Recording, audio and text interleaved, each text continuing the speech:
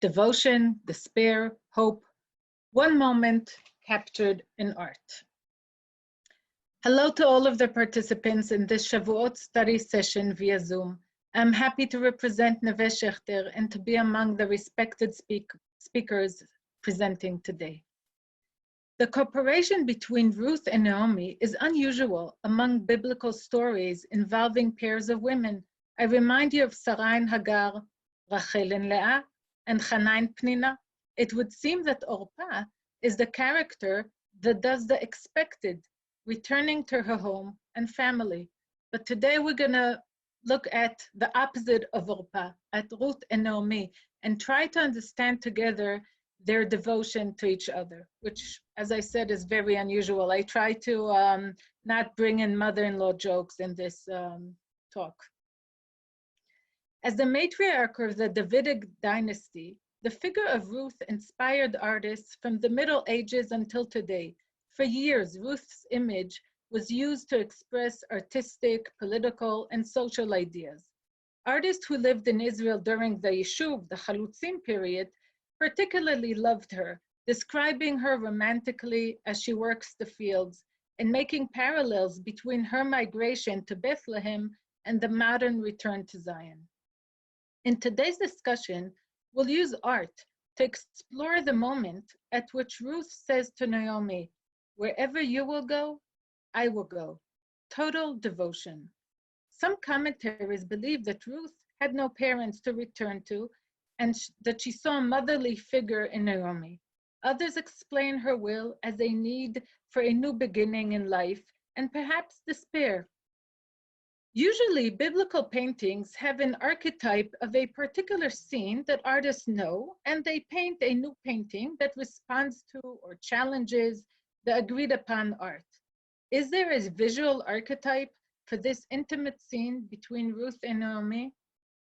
I don't know, we'll check. While researching and looking for art that deals only with this one moment, my thoughts returned again and again to Giotto frescoes, and particularly to the moment of the kiss at the Golden Gate from 1305, from the Scrovani Chapel in Italy. We see an emotional meeting at the Golden Gate in Jerusalem between Yoachin, right here, and Anna, who would eventually be the parents of Mary. Giotto was among the leaders of the Italian Renaissance, and among his innovations, he was a pioneer in expressing people's emotions in art. This is pioneering in the Renaissance time. These are bursting emotions. Anna and Yoachin are joined by several women, right here, who are in the background. Let's look at the pair of women wearing white and black, these two women. Notice the movements of hands in the entire composition. You see the hand of Yoachin right here is leading our eyes to right here. The hands of these women are leading our gaze, again, right here. The focal point of the painting is this moment, just between her eyes with the white attire and the eyes of the woman in black. The look, which can simply be explained as joy, love, and deep friendship. The look and the hand motions will reoccur in today's discussion. So I'm just making it clear, there is no real connection between these figures and Ruth and Naomi. But when I researched, and I think you'll agree with me, this couple followed me again and again. Let's examine the illustrations in the manuscript that was made in the same era as Giotto's painting. This is a manuscript of the Book of Ruth. Notice the similarity between the characters who are standing at the gate. You see these women standing at the gate, and back to Giotto, the women standing at the gate.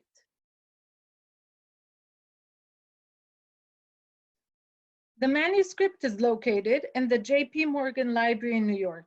As you can see, the manuscript includes biblical illumination, right here, the story of Ruth, alongside writings in Latin, right here, Persian, and Judeo-Persian, right here. The characters reoccur as in comics, once here, once here, once here, and again here. The same characters appear again and again. In the top panel, we see a typically summarized version of the first part of the Book of Ruth. Let's look at the left corner of the bottom panel, enlarged on the side, right here. What we're looking at right here is this moment that I'm trying to understand through art. This is the figure of Orpah. This is the figure of Ruth, and this is the figure of Naomi. Try to concentrate, like I'm trying to lead us, to look at the eyes. Orpah is sort of looking down. Her hand is in the air, and this beautiful moment between these two women. Ruth is looking at Naomi. They're holding hands, and the hand of Naomi is on the chest of Ruth. How beautiful, how united this scene depicts the moment, without any letters, without any explanations, just the hand motions. When we go back to the bigger scene on the left, we see this scene that we just saw. It's depicted right here. And then to show us that we're going on the next scene, there is a tree in between both scenes. And this next scene is a scene that we recognize as the entrance to Bethlehem. So Naomi is walking first, Ruth is behind her, and the women of Bethlehem are standing at the gate, hands in the air, eyes looking at each other, and welcoming them into the city. These women will play a central role at the end of the Book of Ruth, greeting Ruth and Naomi. Here again, we see the hands in the air, symbolizing love and peace.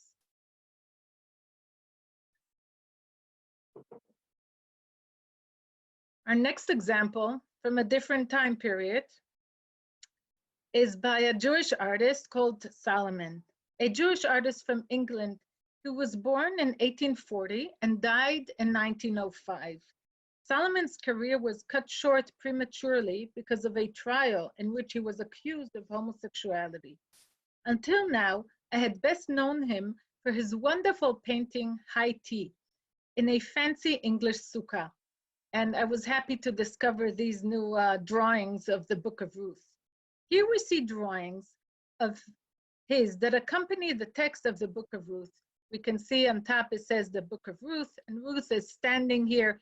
The wind is blowing in her clothes. She's holding a shaft of wheat. This is his signature, SS, and you can see it right here on the right on this drawing also.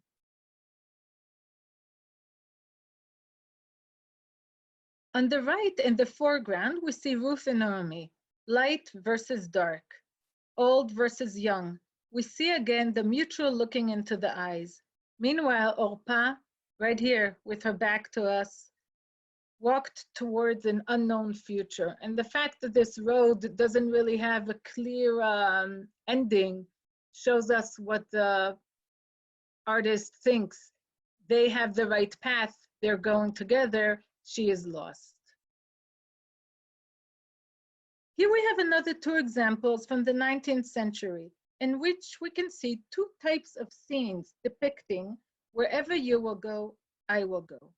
As we've previously seen, an artistic possibility is to describe, as we can see on the right, the three women together in a sort of group hug, with Orpah's back turned towards the viewers, with her hand covering her face, and the city that is waiting for her in the background, making her intentions clear. Here too, the paintings exaggerate Naomi's age in contrast with Ruth's youth. In the two paintings, the hands dictate the pace of reading the painting. Notice Orpah's image in the painting on the left, right here. And when I say the hands dictating the pace, this is what I mean.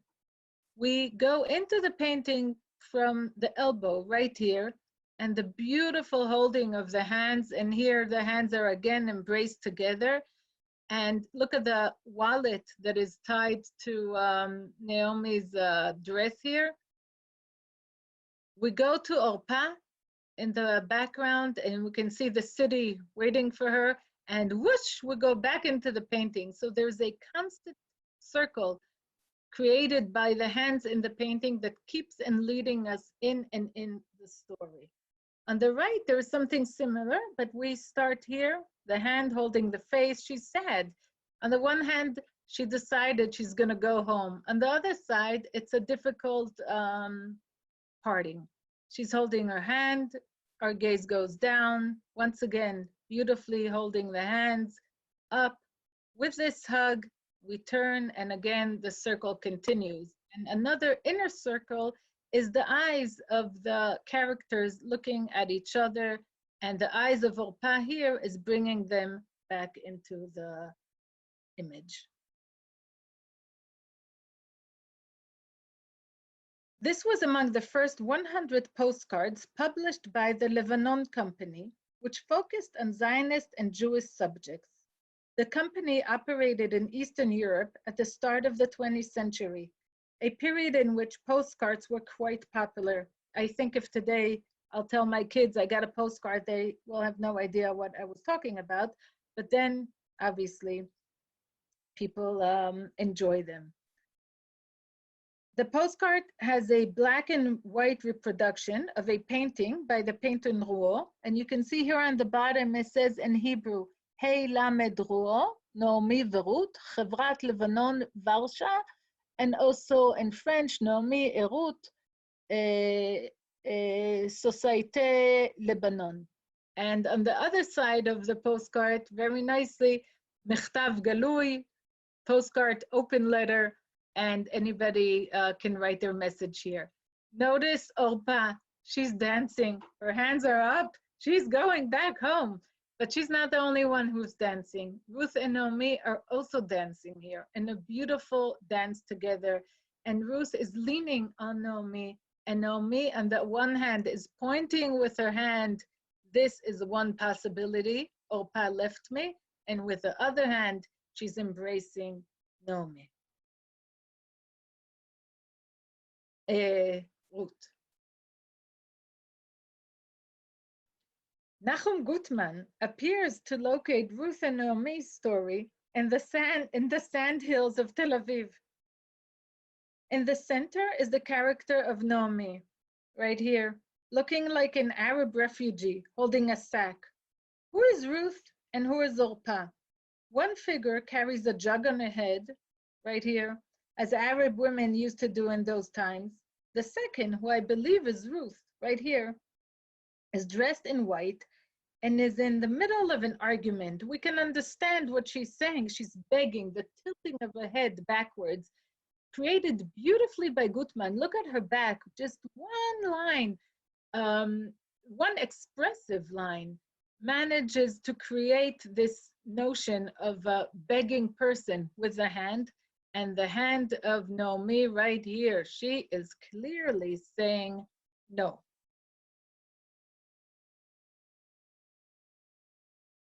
I'll now briefly show you two known paintings, and then I will turn to a poem written by Nava Semel. So I think many of us are familiar with Arthur Sheik and his illustrations to all sorts of biblical stories. Here we see Ruth and Naomi sitting, as we saw in other examples. Orpah in the background. Fascinating that Orpah here also has a jug of water on her head, similar to Gutman. I really don't think they knew each other, but it's interesting decision of both artists. Orpah has somebody waiting for her right here at the bottom of the city. Steinhaut's depiction of the situation is my favorite. Just in a few very simple lines in this fascinating, excellent woodcut, we see everything I'm speaking about. We see the background. We're imagining a city. We see the old lady looking with love into the face of the young lady and the hand on the young lady's shoulder. Even if we have no idea what this story is about, and even if the title, Ruth and Naomi, means nothing to us, the message is clear. There is beautiful love between these two women. The poem right here describes the same moment as Gutman chose, the moment that came before Naomi's decision to accept Ruth. Semel, like other artists, turns the situations from the Book of Ruth to modern times in a criticism of Israeli society. She considers the relationship that Israeli society has with foreigners and refugees. Take a moment and read it to yourselves. It starts with the words, "Don't walk with me, Ruth. Now we can still stop. I will cross the border alone." And I'll wait a minute and everybody can read this poem to themselves.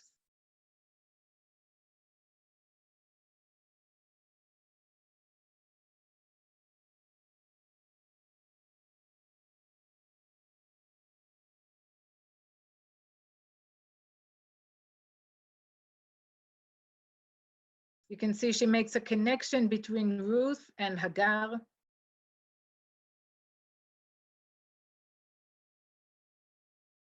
Very difficult poem. In Hebrew, the words are, Ki beiti lo beitech. My home is not your home. Al tilchi iti Ruth. Don't walk with me, Ruth. And it's a very interesting thought that Semel, who passed away a few years ago, is bringing up in this poem, using the figure of Ruth to explore her thoughts about refugees and the difficult situation for them in Israel and also in many other places. We have gone from visual expression to poetry. Let's return to two works that bridge them together. So we're looking at this painting by Jennifer Bar-Lev. We see on the banner on top, it says, Ki el asher telchi elech. This is a depiction of the artist's mother and the artist's daughter. And it was made in 1996. After the artist's mother, this woman made Aliyah in 1970. And what Jennifer is saying, Ki el asher telchi elech, the mother chose to go to Israel, and Jennifer is joining her. And when she came to Israel in 1975, 5 years after her mother, she had a daughter, and these two have a beautiful relationship. And when Jennifer thinks about her mother and her daughter, she thinks about Ruth and Naomi and their beautiful relationship. It's a very complex painting.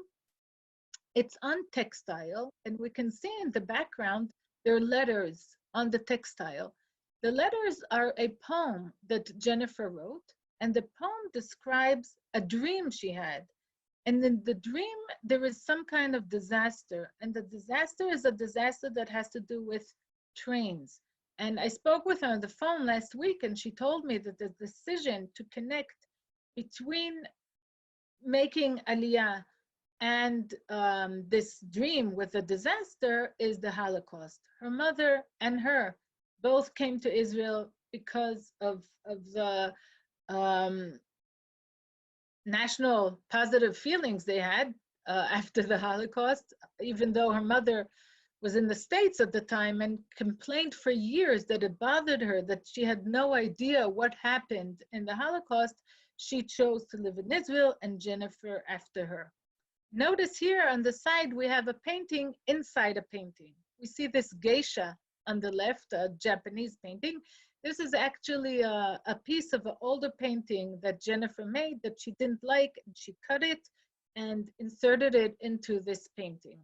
The geisha here reminds Jennifer of the complex relationship between Ruth and Boaz, and she's hinting to us with this image right here. There are a few types of textiles in this painting, and we can see quilt on the right. The quilt represents home and hominess, and that's what she tried to show. She tried to show El asher telchi elech, wherever you will go, I will go, and that is home, and home is where the family is here in Israel. So from Jennifer's beautiful painting, we go to a fascinating work made by Lior.They. I don't know if you can see it right away, or you're wondering why, after all these very rich paintings with the figure of Ruth and the figure of Naomi and the figure of Orpah and the city in the back and all the riches that I've showed you in this presentation, I choose to end with this, I think, beautiful work that is only the letters. All the other works started from the text, and what they showed us is the artist's interpretation of these words, Ba'asher telchi elech. Grady does the opposite. The text is the painting, and he embroidered with a gold thread on the canvas, Ba'asher telchi elech. And when I saw this work at the beginning, I was reminded of amulets that have the name of God on them, only with certain letters, and the viewer has to learn how to read it. This is almost an amulet, Ba'asher telchi elech. This work was presented a year ago in an exhibit I curated in the Sheik Gallery for Lior.They, and what we see here is a picture from the gallery itself. The work that I just showed you was positioned right here. And when I spoke with Lior, what I did was I gave him the Book of Ruth. I bought him the commentary by Gila Wachman, and I said, go ahead, read it. And he read it, and we met, and I said, okay, Lior, what is the book about? So he said to me, they move apartments all the time. They move from one place to another place. I said, Lior, only you. I've never heard anybody say that the topic of the Book of Ruth is about women moving from one place to the other. But this is how he built this exhibit. From the words of devotion, wherever you will go, I will go, into his personal story of moving from one place to the other, and the story of the gallery itself. So what we see here is a fantastic installation of carpets that he made in the gallery.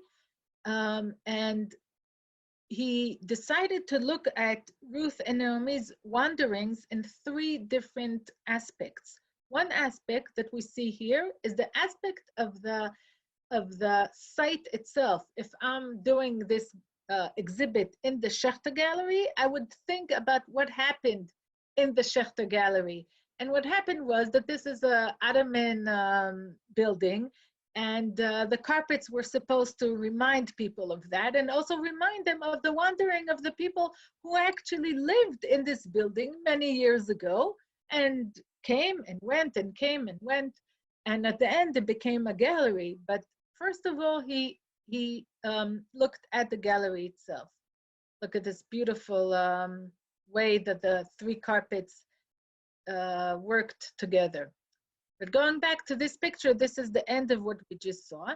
There are two mezuzot in the gallery. Well, one is the real mezuzah that we always have. This is this one. This mezuzah is not a mezuzah. It doesn't have the parchment in it, but it represents the question of the person standing right here. And that's the question of Ruth and Naomi, according to the artist, the whole way in the Book of Ruth. Am I coming or am I going? Am I with my back to home, or is home ahead of me?